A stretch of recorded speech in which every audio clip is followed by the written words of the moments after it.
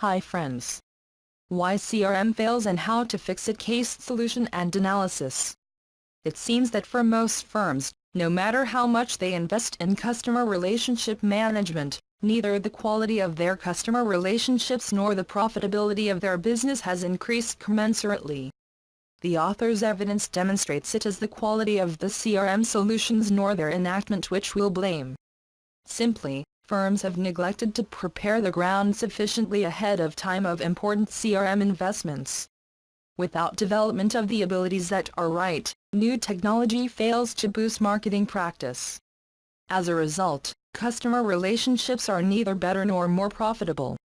The writer's research reveals how operational managers can develop relationship marketing abilities commensurate with the enactment of CRM to help utilize the opportunities and make better investment decisions. Thanks for watching this video.